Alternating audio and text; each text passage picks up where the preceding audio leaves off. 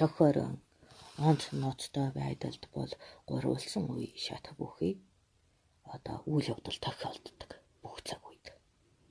Эхлээд хадал дүүрийн дэгдэлтийн цаг үед. Энд бол хоргийн бодлого байрамталдаг. Дараад нь халдварын оргил үрдүн буюу анхдагч халдварыг барьчаад байхад түүний дотоод дэгдэлт үйл явдал буй болж явах цаг үе. Түүний дараа засаглалын уналтын үе. Энэ үед яагаад гэвэл нөгөө анх хэчнээн тухайн асуудлыг хүмүүс ойлгосон байсан ч гэсэн засаглалын буруу шийдвэрүүд уур уцаар хүрэгдэг тул төр хамгийн ихээр ганхдаг цаг үе. Мөн нэг жайл өрөөх нь тийм үү? Энэ нөхцөлийг даван туулахын тулд маш ихээр одоо хүнд байдлыг даван туулах сэтгэл зүй, хөрөнгө мөнгө, хөдөлмөрийн асуудалд хотголдох үе нь л дээ. За манайхаа сонсож байгаарай. Ерөнхийдөө манай уламжилт цагаас одоо халдвар хамгааллын дэглэмийг хэрхэн барьдаг байсан бэ гэдэг талаар буурлуудаас асуусан юм аа. Тэгэхээр одоо халдвар хамгаалал гэж юу юм? Ялангуяа одоо бага насны хүүхдүүдийг энэ цаг үед ямар нэгэн өвчний голомттой үед одоо яаж анхаарч хамгаалах вэ гэдгээр асууж сургалж байгаамаа. Тэгээд энэ талаар холбогдлолтой юм их бас та бүхэн асууж болно. Ингээд буурал маань энэ талаар ярьж өгч байна. За тэгэхээр голомт дэгдэлтийн үе. Нэгэнт манай нутгаас гараагүй чагаас тийм үү. Тухайн голомтыг бид нэр хил боомлох аргаар хариуцлагатайгаар авч байгаа нь тун сайшаалтай. За ухамжтай юу. Гэтэл энэ дээр гарах энгийн асуудал бол тухайн голомтын газраас дөрвөгсөд маш ихээр тийм үү. Хорио цээрд орохгүй асуудлаас зүхтаж байж дахиад асуудалд хутгалдахгүй тулд сэтгэл зүйн бэлтгэлгүй байдаг. Ухаж байдаг. Тэгэхээр хэрвээ тэр голомт орон зайгаас чи зүхтан их нутагта эсвэл өөр нутагта очих гэж байвал зайлшгүй зүйлсийг мэдэж байх хэрэгтэй. Тухайн орон зай ямар боолтын бодлого баримталж байгаа юм. Тэр боолтын бодлогод эх орнон ч нь бол чи хамгийн түрүүнд юутай нүүрэлтэх юм шүү гэсэн асуудлыг заавал хүлээн авна. Ухамжтай юу. За тэгэхээр би ингэж ойлголоо. Хамгийн нэгдүгээрт хил бомбын асуудал гарч ирдэг юм байна. Яг бол манай улс оронд нас биш гадны улс орноос ирж байгаа тохиолдол хилийг одоо бомбуудыг хаах нь зөв өө. Гэтэл энд бол манахаас гарах гэсэн шүү цаанаас нь одоо гаднаас одоо халдварт голомттой улсаас орж ирэх гэж байгаа ийм янз янзын тохиолдлууд их байдаг юм байна. Тэгэхээр тэр хүн маань өөрөө одоо хууль дүрм судлал гэсэн үг. Хууль дүрм судлахаас илүүтэй нөхцөл байдалд ойлголттой байх шаардлагатай. Жишээ нь Монголд орж ирэх гэж байгаа бол тийм үү 14-өөс 21 хоногийн тодорхой хэмжээний хорио цээрийн бүсэд чи байх болно. Эндээ бэлтгэлтэй байх. Эндээ бэлтгэхийн тулд чамд өөрийн чинь хувийн аяга байх хэрэгтэй. За ухаж байна. За хувийн аягтай байх ёстой. Ариутгаж цэвэрлэх 2 ээлжийн хувьцас.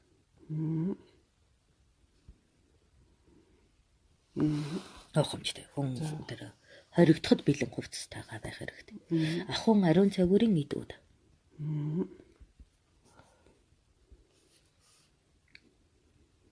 За амиа хорлоход хэрэгтэй хутга. Юу вэ? Нөхцөл байдал хэцүүдэх юм бол амиа хорлох хэрэгтэй шүү дээ. Ойлгохгүй наа. За би өөрийнхөө цаг үеийнхээ бэлтгэлээ хийлэж байна. За тэгэхээр энэ дээр энэ сонсож байгаа хүмүүс та нар засаад өнөө үедээ тохируулж хэрэглээ. шоутанд оруулаад ах юм а та зүгээр. Би өөрийнхөө цаг үеийн хэрвээ чи 20-нд орвол гэдэг дүрмээ ярина штэ. За л одоо эхнээс нь ярьдаг.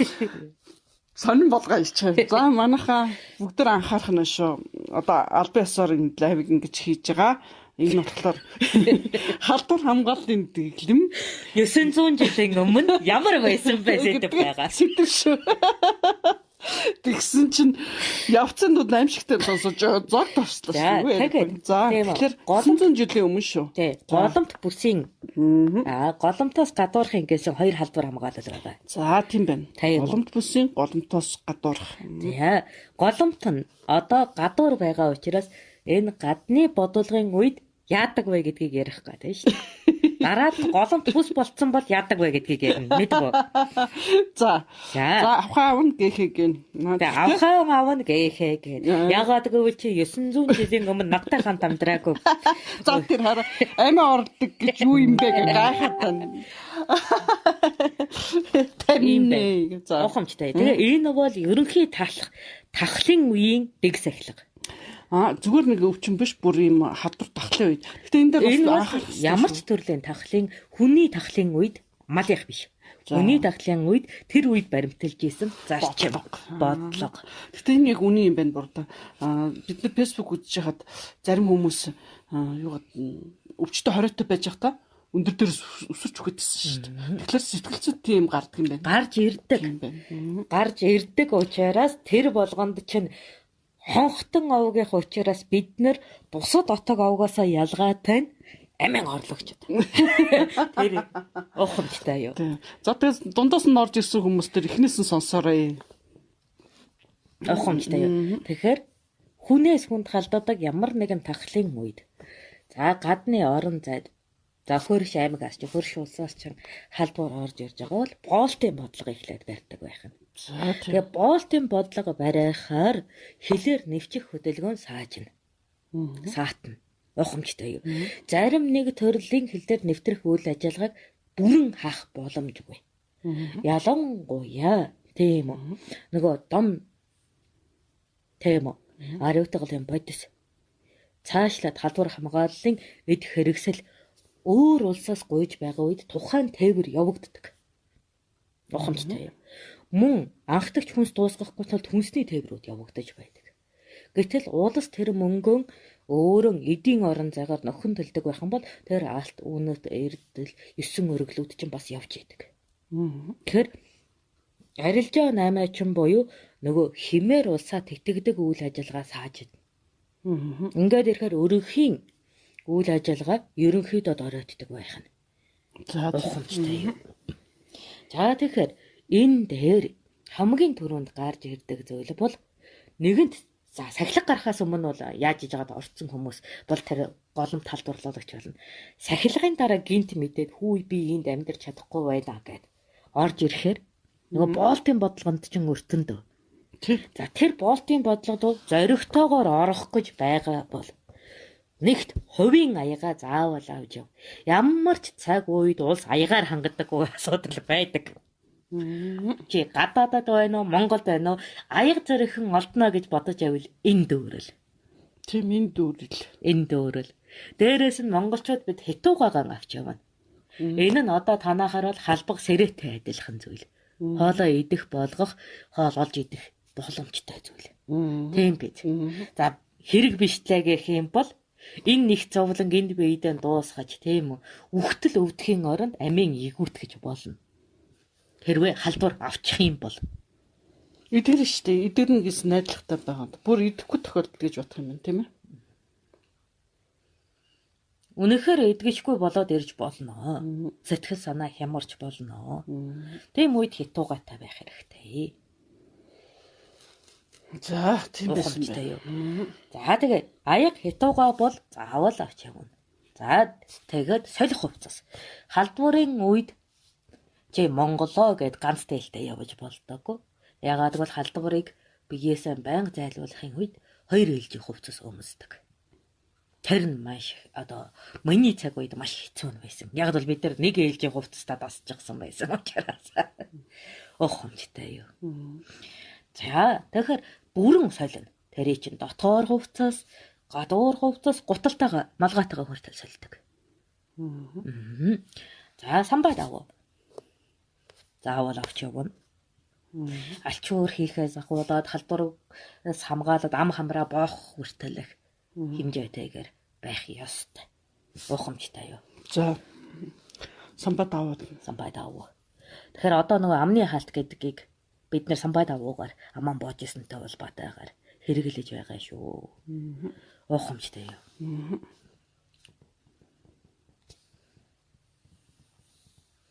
За өннөөс гадна боломжтой бол сар хадгалдаг ямар нэгэн хүнсний бүтээгдэхүүн. Борц байсан байна те. Ааруул борц.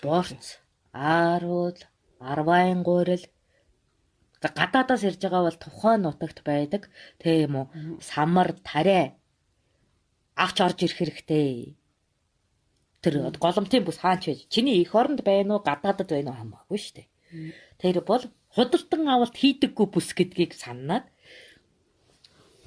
тамхи бас авч явах. Татдаггүй байсан ч тамхи авч орж ирэх хэрэгтэй. За, тамхи ямар хэрэгтэй вэ? Хахуулдах хэрэгтэй. Бүх цаг үед 20-ны бүсэд тамхи төгрөгийг орлогч болдог. Оо, тийм үү. Тэр ажилчин, хянагч ямарваа нэг байдлаар өөрөө ч боолтын бодолгонд чөлөөт байдлаа хориулсан учраас хамгийн хэцүүтэй зүйл нь гаж зуршилтай, хор зуршилтай хүмүүс тамхиан хэрэглэх шаарддаг. Тэгэхээр чи зан ааш засах аргаар тамхи чихрийг арилжааны чугамаар ашиглаж болно. За, тийм байсан. Ухамжтай юу? Яг одгүй төгрөг хүчингүүддэг газар байхгүй юу? Боолтын бүс чинь. Ухамжтай юу? Чи хичнээн ариун мөнгө өглөө гэд өөрийн эрх дарахаа үүсгэж чадахгүй газар. Тийм газар харилцаагаар өөрийгөө маш сайн авч явдаг юм. Тухтайхан шиг булан олж авна, аятайхан хүмүүстэй нэг өрөөнд орно. Тийм үү? Алуу ах минь яаж яана гэдэг харилцаа үүсгэн. Тэгэхээр эрчүүттэй харилцана гэвэл тамхи, эмэгтэйчүүдтэй харилцана гэвэл чихэр заавал авч явна. Тэгээ тэрийг нэг мөс өгөхгүй багаар харилцаа үүсгэх гэж өөрөх болгож ашиглана. За би хүмүүст дахиж анхааруулхад энд халдвар хамгааллын дэглэм тэрний талаар ярьж байгаа учраас өөр энэтэй холбоогүй асуулт асуухгүй. Ухаалтай юу. За ингээ боолт бол ерөнхийдөө дээд хугацаагаар 49 хоног байдаг. Чи хангалттай ямар ч тахалтай байсан тэр хугацаанд нэг бол үхэнд, нэг бол шинж тэмдэг илэрнэ, нэг бол идэгэд гэсэн асуудал байгаа. За халдвартай бүсэд эрүүлээрээ очих шиг зовлон байдаггүй. Өвчтэй болж яах вэ? Хувь тавилантайхан эвлэрчгэн. Гэтэл эрүүл очиод өвчтэй хүнтэй өрөөнд хувиарлагдаж. Тийм үү? Гэрт орох шиг зовлон байхгүй. Тэр арай асуудал байна тийм ээ. Мэдхгүй нийт навчилт хийчихнэ шүү. Нийтд наваач хийдэг. Тэгэхээр эргээд тэнчнээсээ халдварлах боломжтой. Тэндээс халдварлах боломжтой. Ийм учраас тийм үү? За. Ямар ч газараас байсан тийм үү? Хамгийн анхны халдваргүйжүүлэх бодис болох хужирыг олох хэрэгтэй. За, хужиртай байх ёстой. Тийм. Ухамжтай юу. Тогод аягчин байгаа бол нэг халбаг хужираа хийгээд тийм үү? Амаа банг зайлаж байгаа үед амьсгалын замаар халдвар орох нь багасдаг. Яг бол орцсон байсан ч туун гаргахад ариутгахад хэрэг болдог. Энийг тийм үү?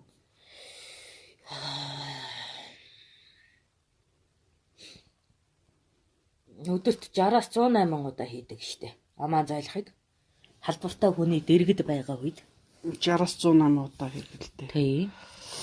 За, тийм. Амьсгалын замын халдварын үед бол нэг өдөрт 60-аас 108 удаа амаа зайлах үйлдэлийг хийдэг. Ухамжтай юу. Тэгэхээр энэ цөөн биш. За, үнэхээр хэцүүдлээ гэх юм бол бид нар ямар ч аяны үед давстаа явдаг байсан. Давсаар хариуцгал хийж болно. Тэгэхээр тэнд очиод авчна гэдэг бодлон хаяад тийм үү. Иймэрхүү анхан шатны хариуцлагчийг ямар ч газар руу очих ч байгаа үедээ ялангуяа одоо солонгосоос ирэх байгаа хүүхдүүд маань авчихаа бас бодох хэрэгтэй. Ухамжтай. Тэгээ энийг бүр гар цүнхэндээ байлгана. Өөртөөгөө ойр байлган авч явж явах хэрэгтэй. Нэгэнтэл их орондоо ирнэ. Чи тодорхой хэмжээгээр азтай байвал гэртээ хоригдно. Азгүй байх юм бол ямар нэгэн тусгай бүсэд хоригдно. Бүр хил дээр буудал дээр ч хэдэн өдөр болох аюултай учраас давстай явах. Заавал давс хуужаар аль нэг нь. Тийм үү? Тодорхой хэмжээгээр сар идэх ядаж 15 хоногийн үйл дарах бадтай байх хэрэгтэй. Энэ нь тийм үү? Түүхийгээр нь идэж болох одоо гурилуудыг, будаалгуудыг, жимсүүдийг хольж шар тос ч юм уу ямар нэгэн тосонд хадгалсан хүнс гэсэн үг. Тэрийг тодорхой хэмжээгээр хүнс авч явах хэрэгтэй. Махан хүнс бол удаан одоо хадгалахад зөвхөн бурц байх боломжтой гэтэл гадаадаас ирэхэд бол тийм зүйл олддоггүй учраас өөрөө одоо түүхийгээр нь идэж болох одоо будааны төрлийн, гурилын төрлийн юмнуудыг хольж жагаад ямар нэгэн бац хийх хэрэгтэй. Ухамжтай. Би өөрөө хөлийн цэрэг байсан учраас 29 талд нь байдаг. Ухамжтай. Тэгээ тэр хүмүүс тийм юм байхгүйд нь гайхдаг байсан. Ухамжтай юм. Тэгээ өрийн бичгээр олж өгдөг байсан. Мэдээж зүв зүгээр чамд юм олдно гэдэг бол хорвоод байдаггүй хуйлуудын нэг. Хин нэгэн сайхан сэтгэлтэй хүн аварч гарч ирэх гэж байгаа бол чамайг дараад нь өрөнд оруулах гэж байгаа ямар нэгэн сэтгэл агуулсан байдаг гэдгийг бүү март. Ухамжтай юм. Тэгэхээр төлбөр нь дараа заавал ирнэ. Тусаллаа гэж бодоход. Тиймээс өөрийгөө тодорхой хэмжээнд 14-өөс 49 хоногийн хугацаанд аргалах тийм одоо нөгөө жижиг бэлтгэлтэйгээр хил нэвчих хэрэгтэй. Ягаад гэвэл хил нэвчлээ гэхэд хичнээн хатуу засагтай цаазаар авах явдалтай байсан ч гэсэн эх орондоо ирж байгаа хүнд аль болох боломжит бүх үйлдэлийг өнөө цэрэг маань өнөө тушаал авагсад маань хийхийг оролддог. Тэн дээр зууралдах хэрэлдэхийг битгий хийгээрэй. Ухамжтай юу. Тийм зууралдах хэрэлдэхийг хийх юм бол чамайг албаар өшөөгөн аваж ядарсан байгаа дээрээс нь ааштай байгааг хичээлэх үү. Илүү 7 хүүхдээ мөхөж явэл таарна гэдэг өвчтөе хүнийг лүүгээ оруулах. Тиймэрхүү хүний муу үйлдэл гардаг учраас айл бол харилцааг сайн байлгахын тулд тэр хахуулдах жижиг хэрэгсэл аваарай гэдэг нь тийм учиртай.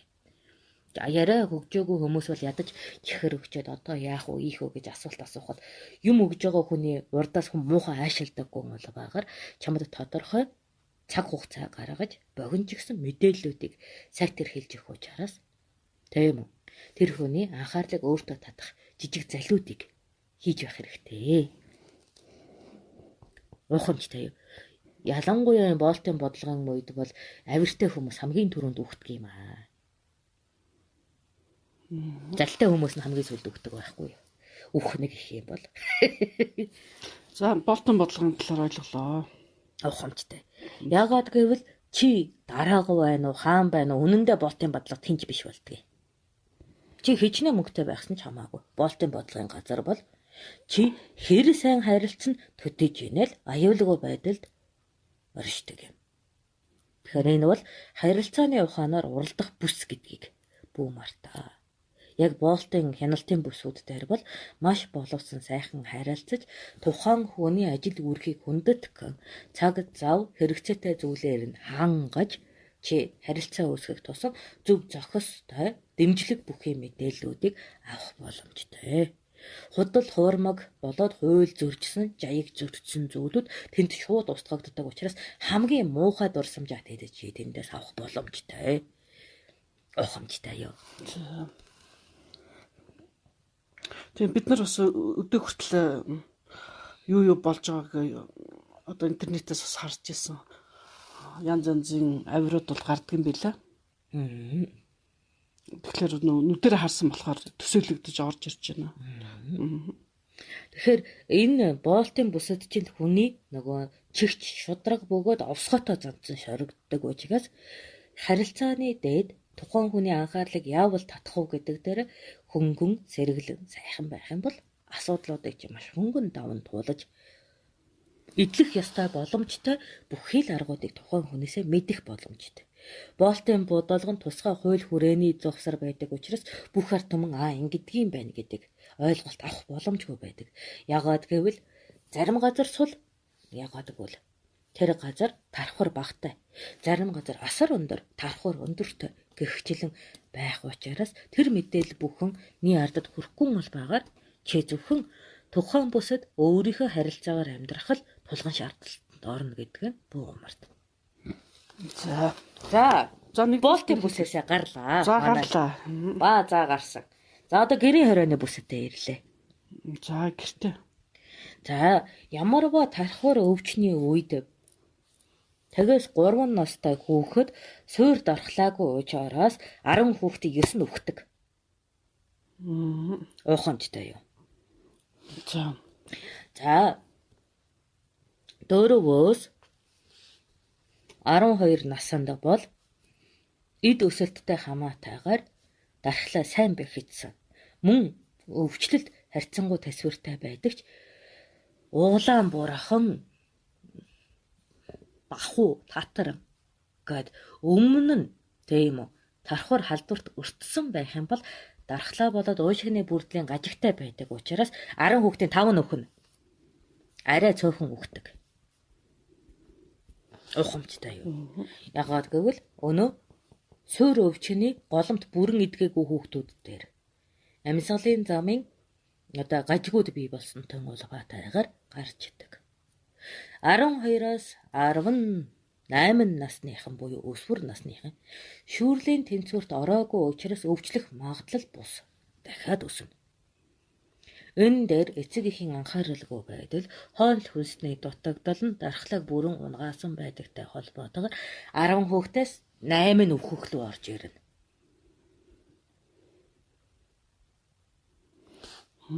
Ухамжтай юу? За 19-оос 35 насныхан бол суур ужиг өвчингүй. Тамхины дадалгүй байх юм бол халдварт өвчнөд 10-аас 1 л өхнө. Хамгийн өндөр одоо төсвөртэй насны ухамжтай. Гэтэл ариун цэврийн дэглэм алдаж гисэн хүн бол бүхчил таараа. Ухамжтай юу?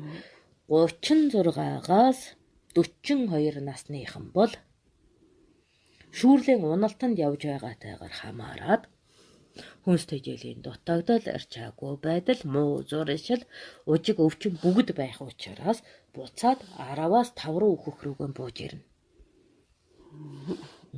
Ухамжтай юу? 43-аас 60 насныхан өртлөл болоод нөгөө ангижралд явж байдаг учраас харьцангуйгаар төсвөртэй. 10-аас 4 өгдөг. Ягаад гэвэл биений ужиг өвчнөөрөө өхнөг гэхээс бусдаараа бол дархлаа харьцангуй гайгүй. Тийм учраас бид нэр энэ насыг өв үлдээх нас учраас Тэнгэр бид нэрийг арай тэр хамгаалах тогтолцоогоор хайрлчихсан нас гэж боддог юм шүү дээ. За 60-аас дээш насныхан бол бүгд шахуу ужиг ямарваа нэгэн өвчтөй байдаг учраас 10-аас 9 хүрэх няран тоотойгоо адилхан лөө орж ирдэг тархвар өвчний хувьд. Энэ 10-таас гэсэн тогтолцоогоор ярьж байгааг ойлгоорой. Ухамжтай. 10-ын тогтолцоо чинь 1 өрх 1 гэсэн үг шүү дээ. Ухамжтай юу? За тийм учраас бид нар энэ насны англиар халдварт өвчин сэргийллийн дэглэм барьж ирсэн. За Өөрөөр хэлбэл өнөө халдвар бүсээс боолтын бодлогын бүсээс гарч ирсэн хүн маань боолтын бодлогын үед болон тийм үү зам зураа халдварыг тэн ирэх боломжтой. Тийм биз? Тийм учраас гэртээ ирээд ямар сахилга барих вэ? За нэгт гэрт орохын өмнө 2 утаагаар гар. Энэ нэг одоогоор бол зүгээр нэг хормоо гангадах ацдах дайны юм байгаад байдаг. Бид нар бол бүр бүгд морь зартайгоо тийм 2 утаан дотор угаар дотор гарч явдаг байсан тийм үү. Энийг аргал хомоол өөр зүйл шатаахгүйгээр аргал хомоол болоод арц ганга гэсэн зүйлээр л шатаадаг. Өөрөөр хэлбэл тос ялгардаг эдгээр түл шин агаарт тосоон цацах та халдварт өвчнийг 15 хоронд устгадаг учраас шатаадаг юм а. Шатаахын тулд тухайн агаар нь одоо байгаагаас 3 хэм халуун болсон байх шаардлагатай буюу тэдний хэмжээний элчийг шаарддаг. Ухамжтай. Тэгэхээр цэрэгтийн үед чинь бүхэл бүтэн хүн дайны өндөр аргал цуглуулж агаад тэр олон цуваагч нь сайхан урт жимээр татаад оруулаад байдаг нь тэр морь адгуусны бид. Тэр цэргүүдийн хоёрыг дуулганд цусны болоод халдвар өвчний ямар ч одоо улабаа байсан энэ тосон тортгоор ариутгаад байгаа юм. За. Ухамжтай юу? Аргал хомоолоо өгүүлж болно, арцаангуу өгүүлж болно. Тэгтээ их хэмжээгээр нь тийм. Энэ их хэмжээгээр. Тэгэхэд бүх биеэрээ өгүүлчихэд орох ёстой. Яг үнэ. Тэгэхээр хүн оршуулчаад гэсэн одоо манаж ажилладаг шүү дээ. Хоёр тийм утаа галын хооронд явдаг шүү дээ. Тэгэхээр тэндээс үлдсэн гэсэн үг. Өөрөөр хэлбэл оршуулгын газар тархвар халдвар оршиж байдаг бүс. Тэгээд няра хүүхэдтэйгээ эргэчээд чи заавал хариуцагдах шаардлагатай. Ухамжтай юу? Хүний бие хөрсөн дэлжирж явахтан агарт илчирлэн задулдаг. Энэ нь маань өөрөө буцаад хахал болдог. Ийм учраас бид нэр одоо тэр илжирлээд дэгдэж байгаа хийн одоо тортог сэвийг устгах гэж ийм гол дундуур алхдаг. За аргал хомооллосон гэж бол манай одоо Монголд ч юм бол одоо илбэг шүү дээ.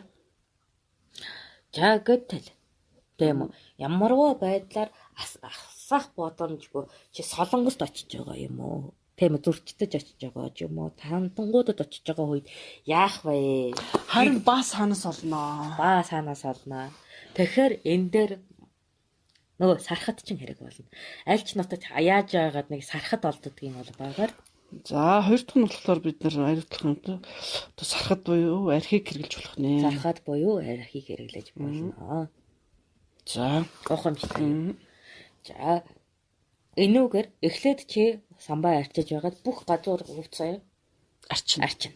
Гуталан хүртэл арчин. Улыг нь хүртэл сойзоор цэвэрлжээ дараад нь сархад шүршин. за Гизэг үсэндээ сархад түрхэж бас арчин. Өөр гараа сархтан угаа ажиллана. Тэгээд тухайн гадуур хувцаа хүүтийдээ хий. тэгэхээр хүүтэй хэрэгтэй байх нь тийм ээ. Том хүүтэнд гадуур хуцаа их нь. Одоо манайд бол том гялгар хүүтэнд Гэртээ орохоос өмнө гэрийнхээ хаалганы нэг 3 4 алхмын. За уртсантайгаа бол 3 4 алхмын. Гэртээ орохоос өмнө гадуур хувцаа хүүт хийлнэ. За дотор хувцаа бас адилхан хөнгөн самбайгаар сархтаар арчичаад тийм үү. тий. Гаргитэйгээ 15 хором юм ярьж зогс. Тэгжээж гэртээ ор. Юм яар зогсноо. Гэртээ орохгүйгээр. Яаж байгаа тэгдэг. Яагаад гэвэл сархад одоо самбаагаар жижиг тусал болж арьсандаа тэр чимчээ угаагаагүй ш зөнгөж арчлах хийж байгаа юм чинь.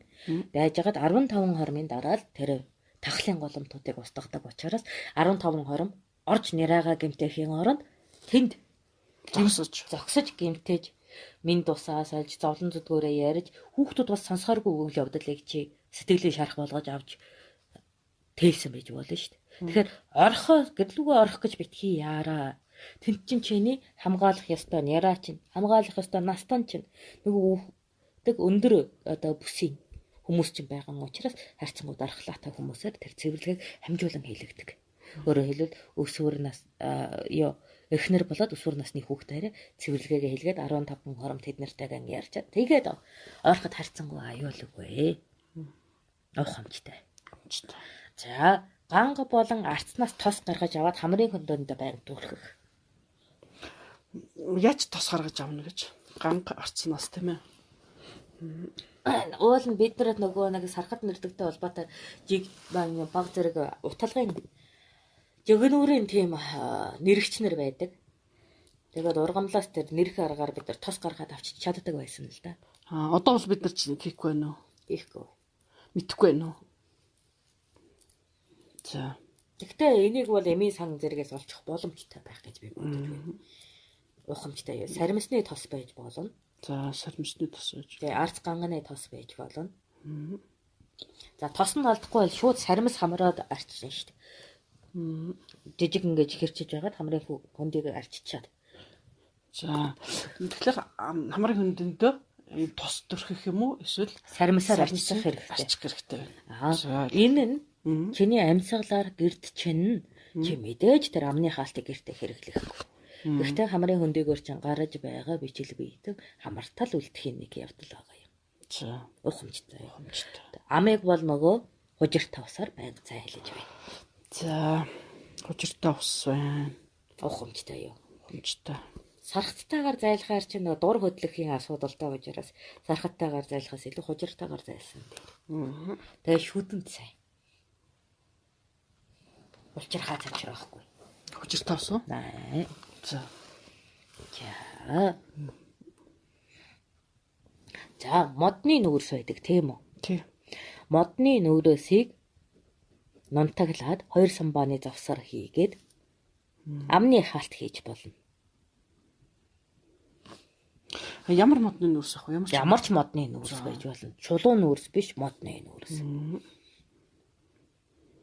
Ухамжтай. Энэ нь өөрийнхөө гадаргуудаар буй ямар вавичл биетнийг ариутгах чанартай амны хаалт болдог. Ухамжтай. Чи халдварын бүсэд байгаа цэрэг бол энийг заавал зүүх хэрэгтэй. Чи халдварын бүсэд байгаа домч бол энийг зүүх хэрэгтэй. Энэ бол ер нь бол голомтод ажиллаж байгаа хүмүүст заварчилгаа болдог ч гэсэн гэр зураа аминд хайртай хүмүүс бол хэрэглэж болох арга. Ухамжтай. Тэгээд энэ модны нүүрс хийчихсэн амны хаалт халдварт төсвөртэй хэрнэ амьсгалахад ердийн хаалтаас илүү амьсгалахад хэлбэр байдаг. Одоо ингээд гарах чинь бид нар сая худалдаж авсан маск ингээд бүр улам амьсгалах хэцүү гэж байгаа байхгүй юу? Энд очиход. Тэгэхээр амьсгалалтаа дутагдалд ороод ирэхлээр маскныхаа тэргээр хамраа гарах ч амаа ингээ гаргаад байгаа байхгүй юу? Тэгээд үхэн штт. Ялгааг үхэх гээд байгаа. Хараа үхэн л дээ. Тэгээд хоёрын хооронд тим юм хийхийн оронд амьсгалахад арай дээр болгодог юм. Модны нүүрсээ хийснэн дээр байхгүй юу? За тийм байна. Ухамжтай. Яг уу жоохон халтар болно л та царай. Тэгэхээр та нар бол аятайхан хийчих байх оо. Дотор талдаа бид хийгээд ширэт хийчих болно шүү дээ. Дотор нь. Тэгвэл ширээд хийх юм бол чи тэр ширээсээ завсар болгоноор халдвар төвчнөө авна шүү дээ. Ямар мангар юм бэ чи. Гэхдээ тэр чинь тэгээд доошоо унчих юм шүү. Ингээд энэ нүрсээ чи ингээд нутаглаа хийхлээр байжглаар доошоо унах юм шүү. Юу гэсэн үг вэ? Одоо энэ дөрвөлжин хаалт байгаа шүү дээ. Тэгээд тийм дотор хийчлээ. Ингээд зүгээ явахлаар доошоогоо ингээд буугаад доороод хуйна. Тэгвэл энээс гарч байгаа тэр одоо юу нэ? Халдварт өвчнг одоо тэр үнэрээ засахын явдал та байхгүй юу? Тэр модны нүүрсний үнэр нь засаад байгаа юм уу? Үнэр нь засаад байдаг. Тэгээ үнэр нь засах юм бол тэр заавал дээр байх албагүй нөх шүү дээ. Дээр байсандаа сайн. Унчих нь. Тэгээ би тэр нэг дээшээ болохын тулд модны нүүрсээ зөв сонгохгүй юу? Ямар модны нүүрс вэ гэж? Модны нүүрсээ зөв сонгохгүй юу? Хэлбэр хэмжээг нь. Модоо шатаач нүүрс гаргахтаа зөв хэлбэр хэмжээтэй шатаах хэрэгтэй шүү дээ. Тэгэхээр та тэр нэг нунтаглахгүй гэж яриад байна. Нунтаглана. Тэгэхээр л доош унчаад шүү дээ. Тэгээд яа.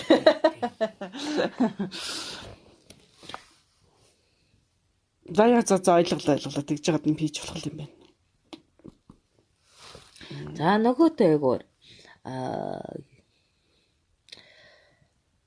арц бас завсар нь хийж болно. Арц уу? Нойтон арц. Ургаан арц уу? Ургаан арц, нойтноор нь томор нь. Тэр гоё юм биш үү? Удаан хэрэглэхээр харшилтай болчихдаг. Нөө чаавс. Ургаан арц. За ганг хийж болно. Гэхдээ нойтон байх шаардлагатай. Ганг нөө. Энэ хоёр ургамлыг модны нүүрсний оронд хэрэглэж болно. Бас үнэр охин хүнийг тайвшруулж амьсгалын замыг чөлөөлөж халдвараас хамгаалдаг. Бас сармис хийж болно. Гэхдээ муухай үнэтэй. Гэхдээ зүрх судасны өвчнөд тустай байдаг. Сармис нь? Баян амьсгалах нь. Ногоон иш байдаг да сармисны. Тий. Тэднэрийг бас бөөрийн задалж яагаад энэ амьсгалынхаа юулууга хийчих болно. Амны хаалт руугаа. Тийм одоо бидний хэрэглээд байгаа амны хаалтны дотор тийм янз янз юм хийж болох юм байна. Бидний амны хаалтын онцлог гэх юм бол шууны хоншоор шиг хэлбэртэй. Биднээс өөр гэж юу? Тий, биднэрийнх. Ийм хошивч хэлбэртэй. Урт хийдэг. Урт уу? Шалт тэнэг юм байна. Ягаад гэвэл хэр зэрэг урт аах вэ? Алхын жинэ юу? Дотор нь хэр их юм хийх гэж байгаагаас хамаарна. Өөрөөр хэлбэл хошуу хэлбэртэй байдаг гэсэн үг. Тийм байна. Тэгэхээр миний нөгөө яриад одоо би чинь юма хийхлээр миний дөрвөлжин хаалтны доошоо унах гэдэг байгаа байхгүй. А хэрвээ гушуу байх юм бол тэр гушууныхаа тэнд эдгээр чинь цугларчих нь шүү дээ, тий. Тийм учраас одоо халдвар хамгаалал нь идэв байх нь шүү. Илүү. Тэгээд дээрээс нь би агаарын дутагдлалд орохгүй, ажлын бартаа багтаа уучраас би тэр хошуугаар чинь сайн амьсгалдаг байхгүй. Өөрөөр хэлбэл нүүрэнд нөгөө хамрын нүх бүглэх хэлбэртэйгээр амны хаалт хийчихээр чинь амьсгалах чөлөө өгөхгүй. Тий. Гэтэл би чинь ажил үйлдэлдээ маш их агаар амьсгалж хүнтэй хэрэлдэх шаардлагатай. Тэгэхээр хошуу хэлбэртэй байхаар тэн дотор агаарын урсгал байж идэг учраас миний ажил яваад байдаг. Тэгээд нөгөө хэлмэрчдийг хошуухаа гэж хэлдэг нь халдвар хамгааллын үед ихээр орчуулга хийдэг байсантай холбоотойгоор хошуу зүүцсэн орчуулагч нар гүгээрээ тэгээ хошуухаа гэдэг хочтой болдог байхгүй юу? Ойлголоо. Хэрээхээ хошуухаа гэдэг юм бол энэ юм. Тийм. Урт юм юу хошууч их юм байна. Гачин сонирхол юм байна. Тэгээ бүр амар урт байшээ тэр Европын орон шиг. Тэгээ ерөнхийдөө урт автар. За, алгын жинэ юу? Урт байна уу? 4 уруу юу? 4 5 уруу л хавтай хошуу хийдэг. Гадууны хошуу шиг юм хийх юм байна. Хавтхай байшээ. Урталт нь шүмбэлгээд тэгээд тэнд юм хийгээд болж игэл энэ доотолдоо тийм юм сармгар зүйл хийгээд дээтлийг ингээ ургамлаар дүүргэж хийдэг байхгүй. За. Нэг тиймэрхүү юм хийдэг юм байна. Ойлголоо. Тэгэхээр чинь хүний шүлэс хошууны дээтэлд буухаас доогоороо бид нэр агаарыг чөлөөтэй авч байх боломжтой болдог.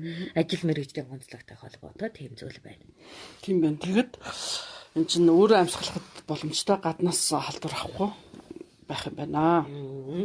Тэгээ энийг чинь яах юм? Дараа нь яаж цэвэрлэх юм? Нөгөө архиар цэвэрлэх үү? Угаа шүү дээ. Угаач юм уу? Тэгээ нөгөө нүүрс мэн яг уу халтарлал авах уу? Тэрийг авч байгаа л угаагаал буцаагаал чигчэн шүү дээ. Тэгэхээр энэ мэн нэг юм уутар хуй болох нь шүү дээ тэр гушууч чинь. Тэгээд тэр нэг чихээ хийчихдээ ингээ хийгээд болчтой. За тэгээд нөгөө нүүрс хэдэгтэй холбоотойгоор тас харамгтай болдог байхгүй юу? Тэгээд хэрэг хошуут гэж ярьдаг юм аа. Ухамчтай юу? За ухамчтай. За ойлголоо. Одоо бид нэр гэрээхээ өмнө ингэсэн шүү дээ түрүү. 15 минут их нэртэйгээ мөн нөхөртөөгөө ярьж байгаад нэг орохоор болчихсон шүү, тийм ээ. Одоо тэг цаашаа явах уу? Гэртээ орлоо. Нэг хуцаа амс чинь цэвэрхэн хуцаа амс чинь тий. Гэрээхээ хуцаасаа. Тийм. Тэгэл 2 цаг тутамд хоолоо нөгөө нэг өдөрт 60 удаа хоолоогоо зайлгаа хийхэд хамраа байнг сарамс юм уу? Одоо янз бүрийн тосоор тосолж байна. Гараас ах уу. Тийм. Гараа сайн угаан усан дорн хамгийн түрүүнд усанд орох хэрэгтэй. Гэртээ юугаа өлсөж ийн гэд хооллоо дайрах хэрэггүй. Орж ирсэн бол одоо шууд усанд орно. За. Бүх хувцсуудыг сайхан ариутгаал. Тийм үү? Хижмэгтэй юм уу, хужиртай юм уу, сархаттай юм уу, нишбитэй юм уу усанд дарж авч байгаа хүнээ усанд оруулна шүү дээ. Нишми гэдэг чинь юутай гэсэн үг вэ? Давс буцалгаж шар зуул гаргаад тэрийг өөхтэй хойлож хөөсрүүлдэг зүйлийг хэлдэг. Өө, наатаа чи бүр мэдчих хүн байна. Саван. Нэшмэг гэдэг байхгүй юу? Нэшмэг гэдэг. Савангуу. Түргээр нь хэлээд байгаа. Түрэг саван гэдэг үгтэй холбогдоод ямар нэгэн байдлаар бодлоод тийм одоо нөгөө яавлаг гэдэг шиг үг болцсон зүйл. Саван нь болохоор зүрчид хэллэг гэсэн үгтэй байхгүй юу? Ухамчтай юу? За ахлаа. Яг бид нар чи нөгөө түргээс саван хийхийг сурсан юм болохоор нэшмигээр нь хэлдэг байхгүй юу? Нэшми гэдэг. За савандах юм байна. За тэгэхээр гэрээ хариуцлагыг ер нь та яаж хийнэ гэж бодож байна? За хүнээ усанд оруулсан. Тэгээд сайхан цатгаж өгнө шүү дээ. Одоо бол дархлаад итгэх сайхан хоол өгнө. За дархлаад итгэх хоол өгнө. Өөх тостой хоол хурцтаж өрөвслийг хэсэгдэг болохоор болохгүй. Харин ах тий. Баг хэмжээний. Тэгэхээр шар будаатай шөл өгдөг байхгүй юу? Шар будаатай махгүй юу? Махтай. Гэхдээ өөхийг өвчиж авсан махтай. Хамгийн эхний хоол бол тэр боолтын бүсэд ямар хоол өгсөйг эс мэдэх учраас биеийг хямраахгүй өөдөнд эхлээд хөнгөн хооллоо. За. Тэгээ гидсний байдлыг харж байгаад 4-5 цагийн дараа өөр хоол идэж болно. Ухамжтай юу. Ухамжтай. Савангач нь уулна гэдэг байхгүй юу? Гэт. Давсыг хуураад ахаар юм шар зунгаг гарч ирдэг байхгүй юу? Тэр зунгагийг өөхтөө холиод тэр шар зунгаг нь хүний ярьсан дээр шууд хүрэх юм бол түлдэг. Тэрийг нь бууруулахын тулд тохиртол нь өөх тос хийж өгдөг. Тэгэл гутгаал чанаад байна. За тэгэж хийдэг. За ойлголоо. Сонирхолтой байна. Тийм ээ. За нөгөө нэг нөхрөө чинь шар будаатай шүлээр хоололчлоо. За тэгээ 4-5 цагийн дараа дуртай юм нэгдэлэх үү? Туулга өгнө. Туулга өгнө. Ямар туулга? Уулгад гэцийн туулга. Согтуу өвсөө уулгана. Яна энэ ч одоо юу болоод байна? За согтуу өвсөөр. Согтуу өвс гэдэг юм аа. Ургамлаар. Энэ бол манай үед бол одоо хамгийн одоо айл болгонд байдаг туулгын төрөл.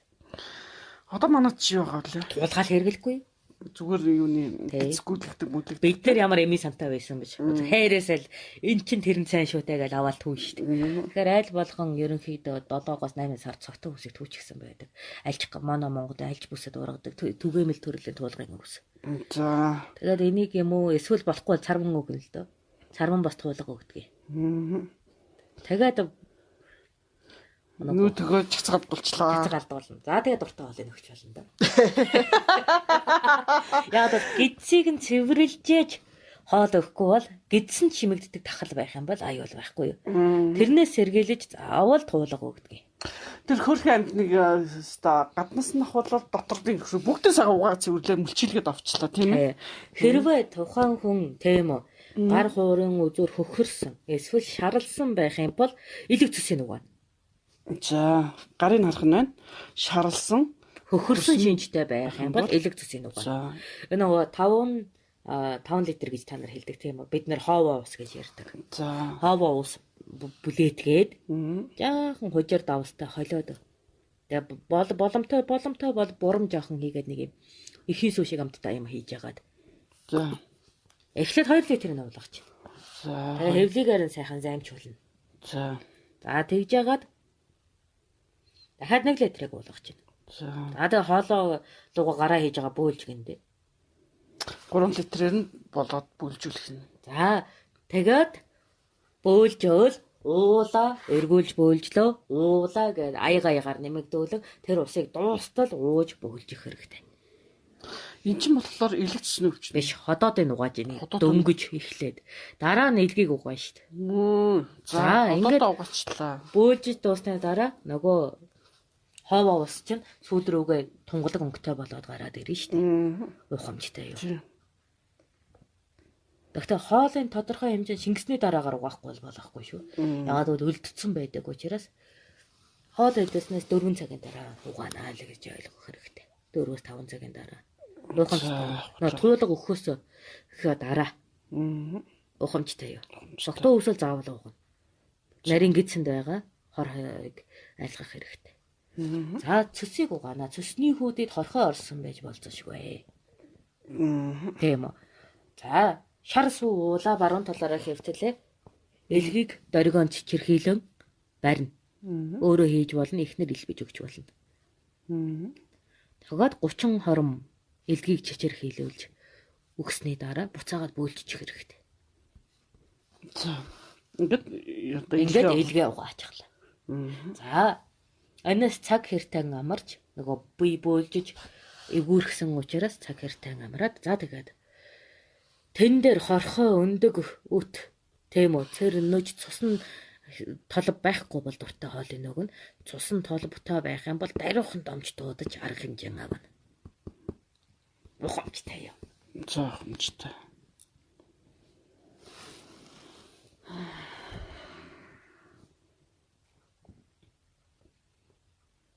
За гэтэл одоо гэрте байж байгаа хүүхдүүд шүү дээ. Одоо 0-3 насны хүүхдүүд чинь суур тархлаа муутай гэдэг шүү дээ. Энэ хүүхдүүд дээр ямар арга хэмжээ авах вэ? Энэ эцэг эхийн арчаатай байдлаас шууд хамаарах өвчтнийг үс. Тэгэхээр гэрийн ариун цэвэр ерөнхий сахилга ямар вэ гэдэг нь 0-3 настай хүүхэд амьдрах уу юу гэдгийг шийдэгдчихдэг. Тэгэхээр 0-3 настай хүүхдийг хамгаалахын тулд гэрээ маш сайн цэвэрлэж гэрийн жаягаа тогтоосон байх шаардлагатай болдог. 4-12 нас бол өөрийнхөө шинж тэмдгийг илэрхийлж өгдөг. өвчин байж байгаа үед тодорхой хэмжээгээр цахилга ухамсартайгаар авчихдаг учраас эдгийхэд харьцангуй хялбар нас. 13-аас 18 настай хүүхдийг эцэг их төдийлөн анхаарч санаа сэтгэлийг нь сонсож халамж тавьж байгаагүйгээс ихэвчлэн өвчнийг хүндэрсэн цагт нь мэдчил алддаг. Ухамжтай юу? Ухамжтай. Өөрөө хувийн мэдлэггүй хүн бол хүүхэдтэй байх хэрэггүй болно л доо. Өөрөөр хэлбэл хүүхдээрээ өргөл өргөчнөн хувийн мэдлэг өндөртэй хүмүүс л үр хүүхдэд хамгаалах боломжтой. Ухамжтай. За одоо гэрийн эзэгтэн за манай хүн одоо гэртээ хэвчээ гэрийн эзэгтэн ажлыг ярив. За тий. Тэр намайг яагаад эхнэрүүдийг сайн бай гэдээ орлоод байдгийг одоо та нар ойлгож байгаа байх. Яагаад гэвэл хөөрхийн амьтан жинд тээж яагаад ороод ирсэн чи гэр цэвэрлэх гэдэг аюул хийцүү шүү дээ. Тийм бидтэй.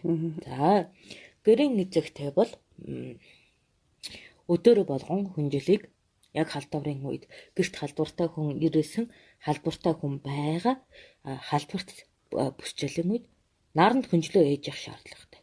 Дэвсгэрэж бас. Ухамжтай юу.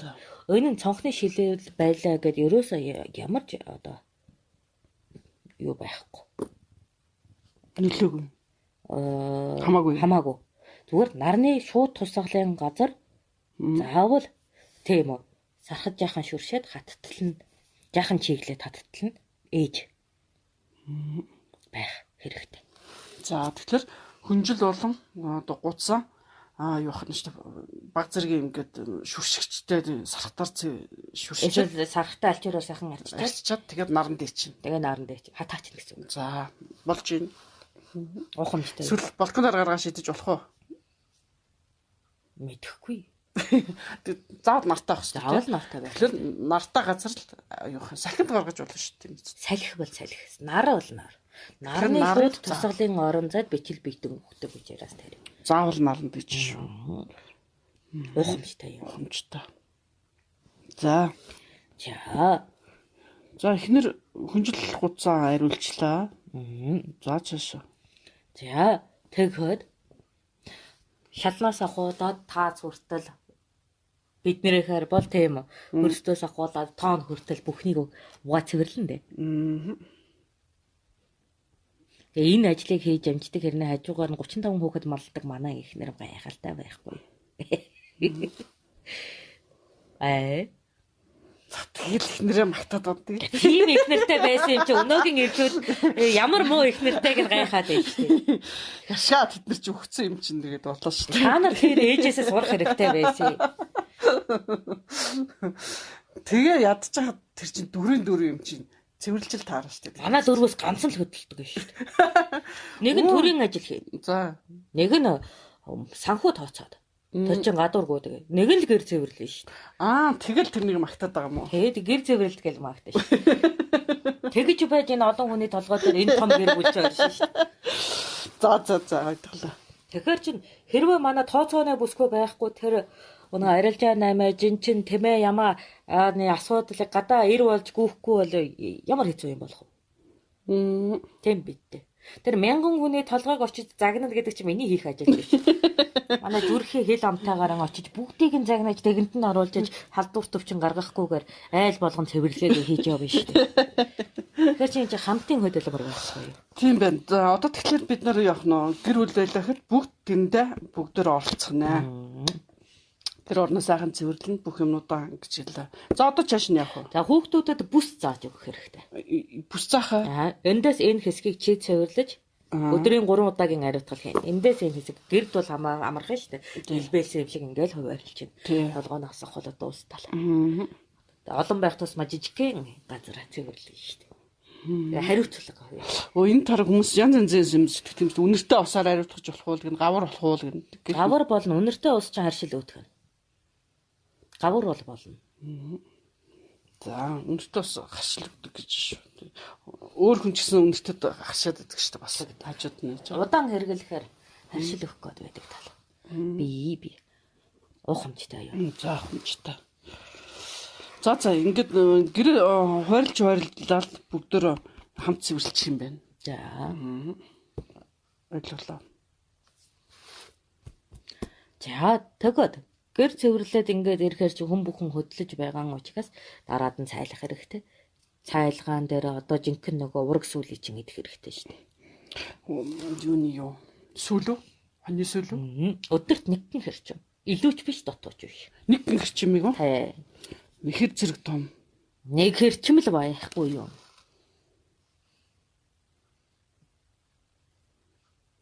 За, хүүхд ч гэсэн үү?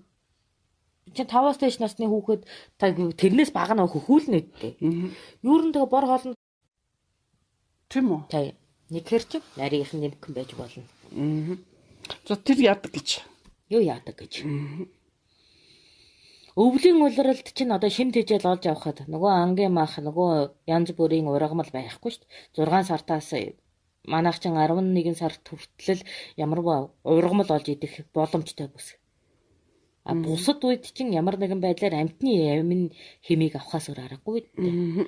Тэгэхээр түүхийн ураг сүүлэнд амин хэм тэгш байдаг аа. Халдвар байдаггүй. Тийм учраас тэр түүхий сүүл хүүхдэд бол няраатаа бол жоохон болгосоод босоосон усанд дүрээл өгчдөг. 3 хором хэртэй. А тэрнээс дээш насныхан бол тэгэх хэрэггүй. Тийм үү. Би энэ түүхээр нэг үзег мэнэ. Нэмхэн гэрчээд өдөрт нэгийг идчих юм. Тэгэхээр амин хэм дэм одоо уург авчихна гэсэн үг. Тэгэн. За 7 гарагта нэг удаа элгэн хоол идэх хэрэгтэй. За 7 гарагта нэг удаа одоо илэг шарж идэх гэсэн үг.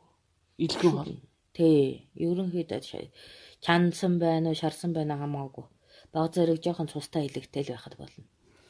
За бүрэн болгодоггүй илгийг. Гэхдээ тэргэр чинь бас өвчин дамждаг юм шүү.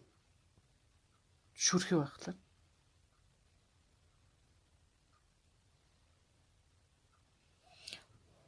За ёстой улаан цусаар нь идэхгүй бол тэгж бас өвчин халдахгүй шүү дээ. Идвөө. Тийм. Тийм үү? Галын үйлчлэл орсон илэг тэгж их халдвар үүсгэхгүй. Түүн ягаан туяа татуулсан хэлбэртэй байх л болдог. Түүнээс цусын оожуулаа шүүрхийгээр нэгдэх юм бол одоо халдвар тусна гэж боддогсон. За тэгвэл илэг болохоор 7 гарагта нэг удаа. За энэний одоо ашиг тусна. Юунд оршиж байна? Ямар ч амтан тэр нөгөө өвлийн амин хэмээ илгэндээ хадгалдаг. Хонил сүүлэндээ хадгалдгийг стооцгол. Ухамжтай. Тэгээд бид нар чинь өвлийн улиралд нараар хураалах боломжгүй байгаа учраас амин хэм цуцаг. Тэмэн учраас нар хураалдаггүй үед илэг иддэг. Нар хураалдаг үед илэг иддэггүй. Мөн баавган илэг, тарганы илэг хоёрыг иддэггүй. Ягаад гэвэл идэх юм бол өндөр хортлого үүсгдэг. Баавга тарганы илэг тийм ээ. За. За тэгээ түхрийн юм уу хоньны илэг идэх юм те? Ямаа байна, нохоо байна, хамаагүй олтгоол идэ. За. Олонцтой юу. 7 гарагта нэг удаа. За тэгэхэд хатаасан одоо эсний навчтай, бөөрөл зүгний навчтай, гүзэл зүгний навчтай цайнууд хэрэгэлнэ. За чацарган тэргээд үү? Юу чацар даадах ч юм уу шүүс болчихдаг юм байгаа л да. Хүн цайн нэрэж яхад. Уух юм чи ялгаагүй шүү. 5 салааны навч байж болно. Шүүс цай хоёр ч ялгаатай. За тэгэхээр тэрнийг энэ өдөр болгон хэрэглэх үү? Бас одоо тэдний удаа энд нь удаа гэж байгаа юм. Нохон шөнө цай гэдэг нэг хатан шууд байгаа шүү дээ. Тэрхээрээ хийх. Тэрийг сөөлжлэн хэрэглэнэ. За. Нохон шүү болоод гашин цайнуудыг нар буух үеэр хэрэглэж болдоггүй. Заавал нар өксөх үеэр хэрэглэнэ. Баг зэрэг чихэр амттай болдог цайнуудыг бол нар бууснаас хойш хэрэглэсэн дээр байдаг. Тэгэхээр энийг цагт үйл явдал өвчин эмгэгтэй тохируулан хэрэглэдэг. За. Ухамжтай юу. Одоо сүүлийн үе чинь жишээлбэл одоо тэр нэрс тэгээд наачин шүүс. Харин тийм шүүснүүд зөндөө гарцсан байхгүй. Шүүс бол шүүс болго. Тэрүүнийг яах вэ? Тамир сэргээхээс ямар амин хэм тэтгэх юм биш. Тэгэхээр цагаан бол өдөр оройд ингэж уучаад энэ шүүснүүдийг яах вэ? Часарханы шүүс маш хэрэгтэй гэд одоо чинь энэ өвчин цай тахлаад дэмжин тэтгэнэ гэдэг ингээд. Тэглээ гэд нэг аягаас ихтүүлж болохгүй шүү дээ. Тийм үү. Тэр өдөрт нэг аягийг уух ёстой. Тий. Тэгэхээр одоо чинь Бүр энэ одоо жишээл та хардаа тэнд шилтэйгээр нь тавиад. Цусчин өтгөрөөд илүү халдвар төвчмөд өртөмтгий болт юм байгаа бидтэй. Тэгэхээр өнөө цагт одоо гаргаж байгаа энэ янз янзын юу жүүснүүд болохоор чихэр их агуулдаг учраас бас дээрэс нь удаа хадгалагдаж бодис агуулдаг учраас цус өтгөрүүлдэг гэж шүү. Ийм учраас уух юм бол нэг аягийг л уух нь нэ. За. Тэр нь болохоор тижээлэн авах гэж. Тийм үү. Цовоос хэрэглэн болох гэж хэрглэж байгаа болохоос биш. Ихэдх юм бол ямар ч зүйл хор болно. Багадах юм бол ямар ч зүйл дутагдал болно, тураал болно гэдгийг ойлгооч. За, амс хий. Ланг болцсон уу? Амс хий. Дахиад хийнэ гэсэн үг юм биш та амс хий гэхлээр. За. За, одоо ч нэг 15 минутын дараа дахиад ингээ эхлэх нь шүү. За, энэ дээр асуух зүйлээ тэр дараагийн лайв дээр бэлдэж асуунаа. Асуухтаа одоо энэ халдвар хамгааллын дэглэмтэй холбоотой зүйлийг асуунаа. Өөр асуултанд бол хариулахгүй байгаа шүү. За тэгээд энийг одоо сонсож байгаа хүмүүс болон бас цаашаага шеэр хийж дамжуулах хүмүүс анхаарахад энэ яг одоо ярьж байгаа зүйл маань 900 жилийн өмнө монголчууд одоо тахлын голомтоос яаж хамгаалдаг байсан бэ гэдэг зүйлүүд ярьж байгаа шүү. Тэгэхээр энэ дээр бас авах байхын ухаанаар хандах хэрэгтэй. За биднэрт одоо Монголд гарын дор одоо хэрэглэх зүйлүүд юу байна? Заавал одоо ийм тарай гэж гүгэд авахгүйгээр за жишээлбэл монголч их юм биш та аргал байна, хомоол байна, арц байна, гангу байна гэдэг өөртөө одоо хэрэглэхээр бол сайхан зүйлүүд их байдаг юм байна. За тэгэхэд 15 минутын дараа дахиад очиръя.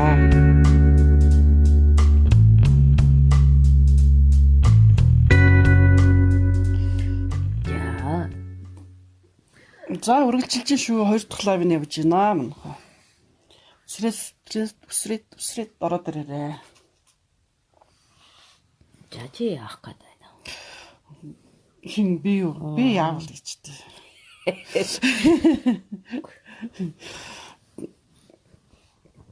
Та одоо саяхан амиг үргэлжлүүлж ярина үстэй. Халдвар хамгааллын дэглэмийн талаар ярьж байгаа. Халдвар хамгааллын дэглэмээс гадна халдварын бүсэд ажиллаж байгаа хүмүүсийн хоол хүнс их чухал байдаг. Ягаад гэвэл төрд өргөсөн тангараг түмэнд үйлгээсэн сэтгэлээсээ улбалаад зайлшгүй тухайн хөдөлмөрийг эрхлэх шаардлагатай болно. Тэр үед тэдгээрийн одоо ариун цэвэр хамгаалалтанд хоол хүнс бол нэн чухал зүйл байна. Ухамжтай юу? Байнгын хошоогчтой байдаг учраас агаарын дутагдалд орно. Тиймээс 2-оос их цаг ажилладаггүй. Яна тэгвэл тэд нар ч айгүйх олон цаг ажилладаг шүү дээ. Олон 2 цаг ажиллачвал ядаж 30-аас 40 хором амраад сэлгээд ажиллан хийгээд байдаг. Тийм. Ухамжтай юу? Тэгэхээр хамтдаа даван туулдаг үе. За хоол хүнсэндээ гэх юм бол ийм төрлийн ажил хийж байгаа хүүхдүүд бол заавал өдөрт 3-аас 3 атга тоймон шар тостой багсарсан баг зэгрэг чихэртэй 10 гурил идэх хэрэгтэй болдог. За. Шар тостой багсарсан 10 гурил. 3 одоо бүндгэрэг гэсэн үг. 3 бүндгэрэг идэх өдөртөө. За энэний ач холбогдол маань юу байх вэ? Гэдэс эвгүүрээгүй тийм үү? Гэдэсний бичлэл чинь тэнцвэртэй байгаа үед дархлаа сайн байдагтай холбоотойгоор хөдөлмөрийн үедээ халбар авахгүй өөрийн дархлаагаа нэмэгдүүлэх ач холбогдолтой юм аа. За ухамжтай юу? Тэгээд манай энэ хүмүүс маань 2 цаг ажиллаад 40 хором бас амарч явах хэрэгтэй байх шүү. Хоорондоо ингээ ээлжилж явах хэрэгтэй байна. За тэгээ ийм ажил хийж байгаа хүмүүстэй бид нар бас хүнд итгэлтэй хандаж хайрлаж явах хэрэгтэй. За. Ерөнхийдөө ажил хийж байгаа үед чинь тогтоо томоотой хоол идэх хэцүү шттэ. Тийм учраас гэдэс хямархан одоо тухайн тахал аюулд өөрөө өртөх явдалтай байдаг учраас тэрнээс сэргийлэх гэж энэ гэдэс тэнцвэржүүлж булчин тэтгэдгийн улбаатайгаар заавал 10 гурилыг бол төрөөс бүр олгож хідүүлдэг байсан. Бүр төрөөс өгдөг гэсэн юм. Тэгэлгүй яах вэ? Айл болгон арваа тариалахгүй шүү дээ. Тиймээс төрийн хэмд татдаг байсан арваа ихэвчлэн ийм ажлын орон зайд даатгаад өгдөг байсан. За. Тэг. Мөн төрөөсөө сайн хоол өгдөг байсан. Ухамжтай юм. За тэгэхээр төрөөс хоол өгөх ёстой. Бас дээрэс нь 10 ийм гурилтай багсармаг өдөрт 3 удаа өгч явах зүгээр юм байна. Мөн домч нар маань ямар нэг таахлын үед одоо болзошгүй үед одоо нэг жижиг хадгаламж хийчихдэг гişүүгний хадгаламж хийдэг байсан. Тэрийгээ бас төрийн албан хаагчтай өгнө. Гişүүгний гişүүгний цай өгдөг. Эсэглэн цай өгдөг. Юу гişүүгнийгээ дурмал гэдэг шүү дээ. Тэр үү? За. За энэ нь бол одоо амьсгалын замын халдвартай өвчнөд төсвөртэй байхад хэрэгтэй бүх амин хэмээр одоо агуулгдсан байдаг учраас үүнийг бас нөгөө 40 хормын амралтанд өдөр 4 удаа нэг аягартай уудаг. За. Гişүүгний цай өдөрт нэг аягийг дорож ууж. Энэ нь амьсгалын замын өвчний үед тустай байх нэ. Тий. Энэ нь бас сэргийлэх юм байна гэж ойлголоо. За ийм одоо халдварт өвчний үед бол хизээч хүйтэн юм битгий ид гэдэг дүрэн байдаг. Албан хаагчдад бол ягаад гэвэл хүйтэн юм идэхэд тухайн нөгөө бичил орчны одоо үржих орон зай нэмэгддэг учраас ерөөсөө даарч хөрөх, хөлс цохиулах, хүйтэн юм идэх гэсэн үйл байдаггүй. Ухамжтай. Заавал халуун бүлээнээр нь шинээр нь зоог ид хүртнэ. За жаахан хамар одоо ингээд нэр өгнээд тийм үү хоолоо сэрвэгнээд гэх хичээлийн шинж тэмдэг илэрмэгцэл хожиртай усаар цайтар зайлаад халуун аяг цай 3-ыг ууж явдаг. Гişүүгэнтэй цай. Тэгэл ажлаа хийгээд байдаг байлаа хөөрхөн. За энэ бол яг голомтонд ажиллаж байгаа төрийн албан хаагчдын одоо анхааруулц хоолундаа хэрэгдэх. За цагаан будаа манай үед ховорч байсан гэсэн хаяан олдоно. Тэгээд ихэвчлэн шар будаа олддог байхгүй юу? Тэгээд шар будаа хоолндоо их хэрэгэлдэг байх нь дархлаа дэмжихийн үндэс бас болдог.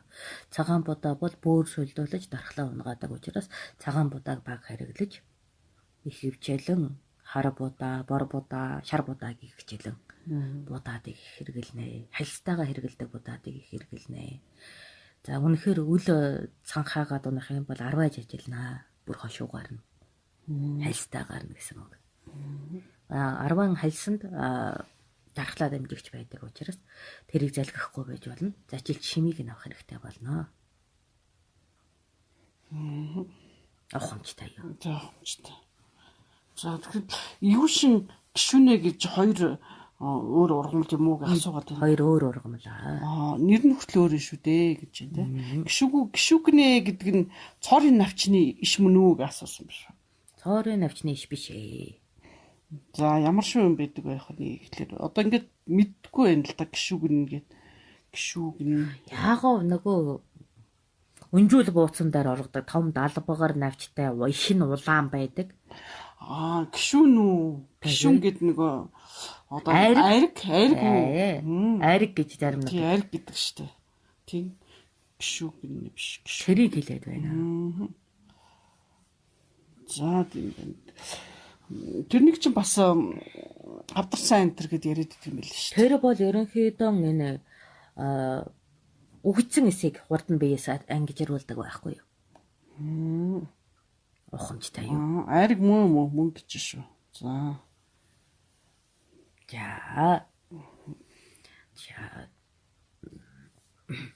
Төрийн албанд байхад тийм 6 цаг ажиллачаад 45 хоног унтах нь бас үүрэг байлаа. Тэг хин ажиллах юм бэ? Оронд ч ажилт чинь. За хоёр хүн маань сэлгээд бие биенийг нойрсуулна штэ. Юу ч вэ? За 6 цаг унтчаад 6 цаг ажиллаад 45 хором заавал нүдний хор гаргаж томото хэвтэн томото хэвтэн.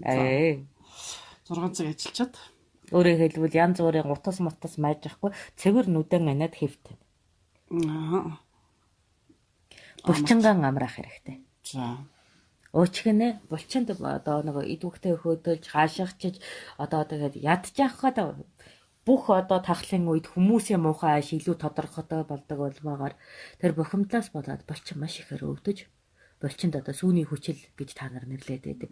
Шар ус сурдаг байхгүй юу? За. Энэ нь дархлаанд асар одоо гүн нөлөөлдөг. Тэрнээсээ болж хордлого өгч үлдэгдэл байна. Тэгээд дархлаа муудахаар чинь яаж одоо ажил үйлээс тийм үү? Эрүүл мэндтэйгээр сайн амьдрах вэ? Тийм учраас тэр булчингийн ядаргааг тайвруулахын тулд тэр унтахгүй байсан ч хамаагүй 45 хоног зөвхөн амьсгалахыг хийж булчин амраанаа. За ойлгомжтой. Энэ бас хэрэгтэй зөвлөгөө байна. Булчин амрах юм байна. Тийм. За тэгээ хосоороо мосоороо амарж байгаа үед бол би энийгээ сайхан нухаж өгнө. Массаж хийх юм. Тэгээд энэ булчингийн үйл ажиллагааг суллах хэрэгтэй. Ялангуяа зогсоо ажил хийдэг манай хошууч нар бол хошуухай нар хэлмэрчэд бол хөл ихээр өвдөн, нуруугаараа өвдөн. Тэг ялгаагүй одоо манай цагдаас ч гэсэн тэгж байгаа шүү дээ. Нүдтэй бүх ажиллаж байгаа ажилчид тийм байна. Тэгээ гутлаа тайлаад хөлөө жаахан амраахын жаргал байхгүй шүү дээ. За тэгэхээр бид нэр төрийн албан хаагчид ерөнхийдөө ийм хоол иддэг, энийг анхаарах хэрэгтэй гэдэг зүйлийг ярьчлаа. Түрүүн гэр бүлдээ анхаарах тухай ярьсан. За өөр одоо хий үлддэг юм. Хүүхдүүдтэй яг ийм экзэгтэн үед болж байгаа нийгмийн үйл ажиллагааг сайтар таниулж байх нь ирээдүйд нэг хэрэгтэй байдаг. Ойлгохгүй бага балчаар гэхийн оронд мэдээллүүдээ хэлж байх нь гэр бүлийн уур амьсгалыг засахаас гадна тийм үү? Дотносох уур амьсгалыг үүсгэдэг. Тэгэхээр энэ өвчин нь ийм очаартай ингэж ариутгах ёстой тэгдэг гэд өөрөөрөө үлгэрлэн хүүхдүүдтэйгээ сайн харилцах нь одоо их болоод эцгийн хоёулангийнх нь үүргээ. Тэгэхгүй би ядарч ин зүдэрж ин гэд өр хүүхэдтэйгээ харилцаа үүсгэхгүй байх нь эсэргээр тахал дуусан чинь гэр бүл салалттай болцсон байх үедээ гэдэг асуудлыг үүсгэн шүү. Ухамжтай юу? За хавлаа.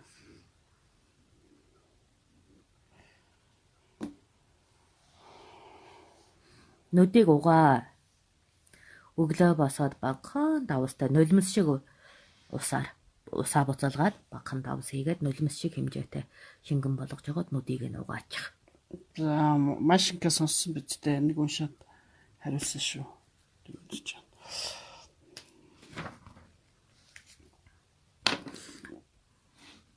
Ер нь давстай усаар нүдээ угаах зүгээр байдаг. За одоо асуулт байна уу? Цус багталтанд юу сайн бэ гэх махнаас гадна гинэ. Цус багталтанд махнаас гадна гэдэг ах юм байхгүй. Гүзээлзгэн сайн, бөөрөлзгэн сайн, жимстэйс. Ургамдаас гэх юм бол цус яг юуны улбаагоор дутагдах хэв шинжтэй болж байна вэ? Зүрхний бахаас болоод байна уу? Чүмэгний хорогдлоос болоод байна уу гэдгээс улаабаалаад одоо улаан өнгийн хөнснүүдийг ихээр хэрэгэлдэг. Улаан манжин байна. Шаргал улгар шаргал уун байна. Захирмаа байна. За хүнчэр байна гэд хэрэглэж болно. Хамгийн гол нь чүмэг өөрөө харьснаас улбаатай хар цус багтаж байгаа бол улаамах, элэг, тэгээд ураг сүүл 3 бол уураг нөхөлтөнд гүн ач холбогдолтой байдаг. Цус багтах хөвжтэй бол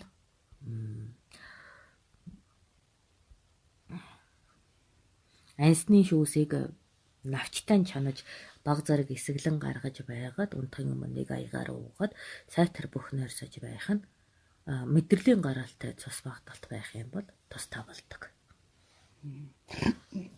Тэгэхээр цус багталт маань өөрөө бас олон шалтгаанаас болж аюулгүй шүү дээ. Янз янз зах юм тийм ээ. Яа, хуруун дээр яс ургаад байх юм аа яах вэ гинэ. Хуруун дээр чин яс ургаад байгаа бол тулуу биш үү чи бөөрөн эмчэд үзүүлээд тэгж хүүхтэй. Цус өтгөрүүлэхийн тулд юу хэр хугацаагаар хэрэглэх вэ гэж асуусан. Цус өтгөрөх нь муу шингэн байхдаа зүгээр. Харин ясан хэм сулдахын хамтаар цус багдаж тэгээд өтгөрүүлэх шаардлагатай болоод байгаа бол дан өвчин биш ээ. Нарийн имчилгээ хийх хэрэгтэй.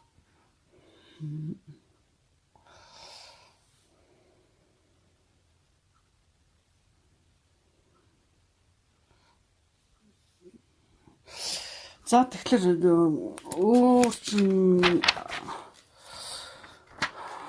сонирхох зүйл чи юу вэ? Таны одоо энэ халдвар хамгаалалттай холбоотой дэглэмүүд нэр ингээд зөвлөгөө дуусна уу ер нь? Харин одоо нөгөө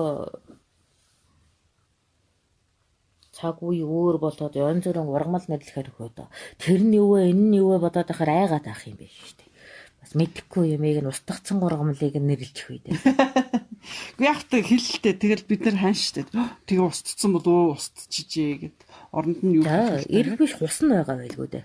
Хус байгаа. Тий. Хусны гөлөг болоод хусны шинэ хүйс байна да. Тэгээ цагаан халтус. Тий. Тий. Өднийг чанагалж ууж болдог, дархлаа тэтгдэг бас. Амьсгалын замын өвчнөд суураар хэрэгэлдэг ашиг тустай шүү. Гэтэл одоо энэ нэг чи хитрхийх хүмүүс ингэж чавчаад тэгээд устгаад байна гэдгсэн шүү дээ бурлаа. Одоо тэгээд эми ургамлал устгаж байгаа үедтэй. Тэр ямар хамаатай гэж. Юу ямар хамаатай гэж. Хусыг бид нар бол тарж үржүүлэхийг хичээдэг маш олон төрлийн эмийн суур бодис болдог учраас ялангуяа нөгөө цусны хор гадагшлуулах янз бүрийн хордлого тайлах хэмжээлэгэнд суур болдог учраас хусыг бол түгээмэл хэрэглэнэ. Илэг болоод цөсний өвчлөлүүдэд бас суур болдог учраас элбэг хэрэгэлдэг. Тиймээс хусыг тариалдаг байснаас устгаж байгаагүй учраас би одоо наад асуудал чинь шийдвэртэй юм ярьж чадахгүй шүү дээ. Тэгэхээр бид нар өөрсдөө энийг хайрлах хэрэгтэй болж байгаа байхгүй тийм ээ? Хэрэгцээтэйгээ мэдэх юм бол хүн хайрладаг шүү дээ. Гэтэл хэрэглэх чинь гэдэг энэ чинь ингээ огтл чаяад байна гэдэг байхгүй юу? Тийм учраас огтл чаян ширгэлдгийг бол би мэдэхгүй. Яг хөө цоолоод жоохон шүүс гаргадаг юм байна. Гэхдээ ихэдхээр цөс чулууж болдог учраас тохируулан л хэрэглэн штэ. Тэгэхээр сайн гэж бодонгуудаа ихийг аваад хин дуртанд хэрэглээд ах юм бол тэнд бас юм болохгүй байх нь шүү. Энийг мэдчихэж тунгаар нь хэрэглэх нь тийм ээ? Тийм. За тэгээд хамгийн гол нь за нэг хуснаас чинь тийм үү. За нэг 2 литр 5 хуснаас нэг ховоо болдгийг. Шүүс авч болно. Гэхдээ ургах чадваргүй болсон шүүсийг авдаггүй. Хэрв тэгэх юм бол хуснаас хорт хавдрын одоо дэмжигч шүүс гарч эхэлдэг. Өөрөөр хэлбэл шингэн тунгалаг шүүсийг авахаас тундас шүүсийг нь авдаггүй. Тэгвэл аюултай юм шүү дээ. Одоо тэрнийг мэдхгүйгээр янз янзын шүүсийг авах юм бол өөртөө бүр хорт хавдартай болох нь тийм ээ. Тунгалагын булчирхайн хорт хавдар буюу өнөөгийн ангаах ухаанч идгээхгүй хорт хавдрын үндсийг тэндээс авч болно. Тунгалаг шүүс нь бол цөс нойр булчирхайн өвчлөлд сайн. Гэхдээ тундас шүүс нь бол тийм сайн биш. Эсэргээр хор байгаа юм. За тэгэхээр энийг ямар ч амьтны тамиран бараж гаргасан зүйл эмийн шинжтэй биш шүү дээ. Яа илүүдэж байгаа зүйлийг бид нар зүү зохиостойгоор хэрэглэж бололгүй яах вэ? Ухамжтай юу? Ухамжтай. За. Тэгээ уус чинь чиг их шаарддаг ургамал учраас чигтэй бүсэд сайтар тариж өгөөд байхад болдог л юм. Сайн ч ургадаг, сайхан ч үзэмжтэй модлог шүү дээ. За тэгэхээр одоо бол манад хус байгаа. Тэгэхээр дараагийнх нь өөр ямар ургамал байна? Тэрнийгээ бас сайн мууг нь мэдээд цаашаага зөв хэрэглэх юм бол хэрэгтэй байх нэ. Улаасны нялх мөчр. За. Хөвөнтэй цагаан. Тий. Улаасны нялх мөчр. За. За. Энийний чөмгийг гаргаж байгаа чанж явахад өрөвсөл намждаг. Бүх төрлийн дотор болоо гадна өрөвсөлд шавших болоод уухаар хэрглэж болно. Хэдэн цаг үед тэр нэг одоо бүх цаг үед л тэр чин сексиг л нялх мөчр гаргаад байж идэг шүү дээ. Оройгоор хүний гар хүрэхгүй газараар нөгөө мөчр нь гараад байж явахта зүгээр шүү дээ. За тэр тайралт сайн даадаг ургамал шүү дээ. Хитрхи одоо бас хэрэглэх бол ямар хор чанар болж байгаа вэ? Хоруу чанарын заавал хэлж ярихгүй бол хоруу чанар би ёстой мэдэхгүй. Тэгвэл тэгэл нэг улаасаа чи сайхан зулаач гэх юм да. Одоо зулгаагаад байхаас яах вэ? Тэгтээ тэрийг чинь зулгаагаад хог болгож хайдаг юм чинь. Та хайчилж яа дөө. Тий. Тэгэхээр нялх мөчрийн ихтэй хэрэглэж болох юм дээ. Тэгээд зөндөө байгаа юм чинь тэнийг хэрэглээд болох юм тий. Харин тийм. За. Тэгэхээр чи улаас тарих нь ашигтай л байгаа үү? Тэрний чинь одоо сүүлийн үед цагаан юм хүн шиг юм ягаад найталгаа тэр хашилтаа болсон хүн олон гэдэг. Аргагүй шүү дээ. Бага насандаа удаасны шүүс уугаагүй юм чи харшилтын голомт гаралгүй яа би. Бага байхдаа 2-3 аяга удаасны шүүс ууцсан байгаа үед харшил үүсэхгүй шүү дээ. Өөрөөр хэлбэл 5 хүртэлх насны хүүхдэд жилд нэг удаа удаасны шүүс, хосны шүүс энэ төрийг уулгадаг. Ургамлын дархлаа үүсгэх гэж уулгадаг. Ухамжтай юу. Дархлаагүй хүмүүс л харшилтай болно. Өөрөөр хэлбэл хэрэглээний дутагдал. Ухамжтай юу.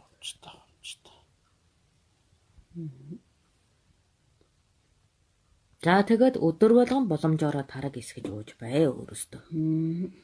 Ухамжтай. Янз бүрийн эмийн хордолгоодыг чинь сайтар гаргана шүү дээ. Үгүй чинь баахан юуны юм болоод ирлээ шүү дээ бурлаа. Эмнэлгийн асуудлууд гараад ирлээ шүү дээ. Хариулах юм уу та? Эсвэл одоо энийг За би одоо амар ийдаа. Амарх уу? Энд нэг хүн чи миний гуугаад асуугаад өгч тэгээ гуугаад гэсэн. Тэр нь ямар юу вэ? За зөө. Аквад гэдэг юу асуусан юм бэ? Нэг хүн гүүгэд алга болчихлоо. Нэг энд аквад гэж чинь бурлаа сайн уу гэдэг мэдсэн байна. Тэгээд сүүлийн үед энэ надад нэг хиппит ирээд энэ өвчнөөс болдог нь. Ирээд энэ өвчнөөс бол улс төр нийгэм нэлээд сүудэж маш их эрсдэлд орох юм шиг зүүдэн таруулаад байдаг. Яах вэ гинэ? Тэгээд чамайг шийдвэрлэх чадвартай учраас л шалтгаан үйл ажиллагааг үзүүлж байна шүү дээ. Яахаа чи шийдэн шүү дээ. Тэг хэдэн удаагийн татамжтай үзүүлсэн. Тэр үнийгээ тэгээ бодно үстэй. Тэгээ энэ чадваргүй хүнд тийм юм үзүүлэхгүй шүү дээ. Тэгээ чи надад ямар нэгэн байдлаар сэрж чиний хүч чадал хэрэгтэй учраас чамд таниулан мэдүүлж байна шүү дээ. Тэр нь ч анхд нь ч чадамжтай хүнээс л гуйлдахгүй нь үүдтэй. Тэг. Би чамаас одоо лайв хийгээд гуйлдахгүйгаа суудаг тайлбарлах шүү. Тий. Намайг ингээд төмөнд ярихыг минь ойлгох нь байна, ойлгохгүй байна. Гэхдээ хамаагүй хүргээд өгөл гэж гуйдаг байдаг. Тэр шиг чамд ямар нэгэн ашиглах боломж нөөц байгаа учраас л тэр нэгэн би ухаар биетэн чамаас гуйлт гойж байна. Хариулах хэсэг нь чиний дураа. Тий. Цааш нь яаж хөгжүүлэх хэсэг нь одоо өөрөө чинь хэрэг болох нь шүү дээ. За одоо ингээд орой болчлоо доо. Ингээд бүгдээр амарцгаая. Сайхан амарцгаагаарай.